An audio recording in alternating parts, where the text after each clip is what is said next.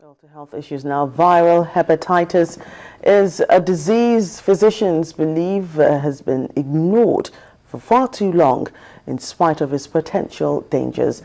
Well, that's why the health experts are campaigning for an attitudinal change to the disease. The call was made as the World Health Organization marked World Hepatitis Day on July the 28th, although activities in Nigeria were postponed because of the Eid celebrations.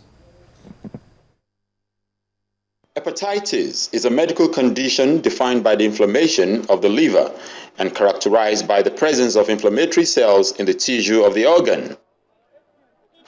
Globally, the most common causes of the condition are the hepatitis viruses, but other infections come through food and water or overcrowding, blood and body fluids, toxic substances like alcohol, drugs, industrial organic solvents, and plants, as well as autoimmune diseases.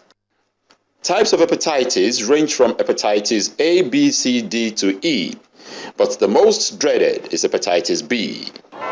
Statistics from the World Health Organization show that over 400 million people are afflicted by hepatitis B worldwide, which is about 10 times more prevalent than HIV and AIDS.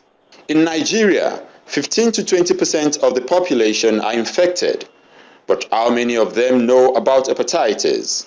I know it's a viral disease. It's caused by virus and is as dangerous as HIV, which we all know. And one thing that I know about it is curable if quickly detected. It's something to do with the liver that affects the liver, and there are little or no symptoms. That's the reason why you should check yourself from time to time. I know for sure it's a liver disease, and if screened early, I think it's curable. It destroys the liver. It makes the liver to swell, and it will not function well.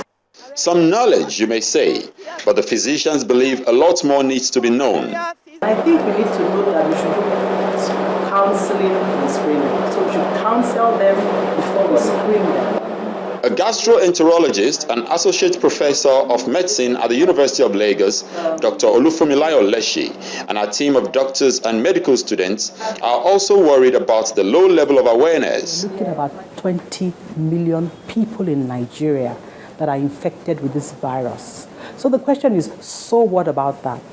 We do know now that hepatitis B can damage the liver seriously, increase people's ill health, it causes early demise, and it has been strongly associated with cancer of the liver. In my routine work in the hospital, I see 10 to 15 new cases of advanced liver disease or liver cancer every month. We also know that of this number, at least 80 to 90% of them have hepatitis B. Now, had they known that they had hepatitis B, they will have taken precautions, they will have been treated, and they will not be having disease. Had they been vaccinated in the first place, they will not be coming down with liver cancer or liver disease. Food for thought. So, have you been screened or vaccinated? No, I was going to travel then, and was part of the requirements to have the injection, the immunization for hepatitis B, A and B, and all I did was to just take the vaccine. I've not really gone for a checkup on it lately, but I think when I want to get my last job, I was screened for it and I have a clean bill of health. In general hospitals, before you donate blood, so to speak, they will highlight some of the blood test you need to do before you can actually donate. So they mentioned this hepatitis B. At the end of the day, they allowed me to actually donate blood. That shows that my own test went through.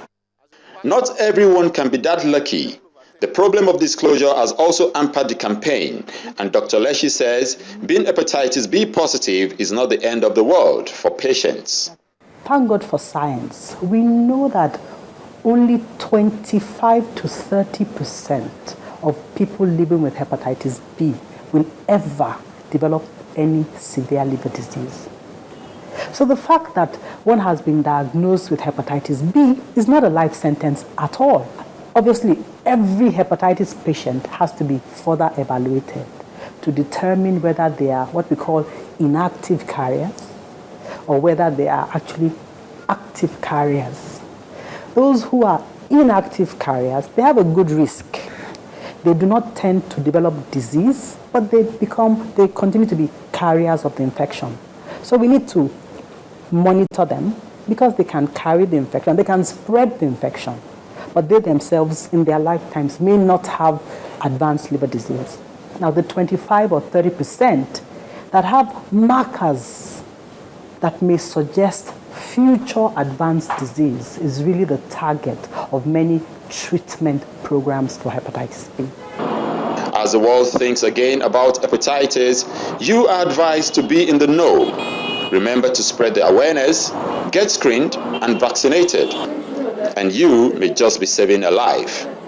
Henry Ogunjimi, Channels Television News.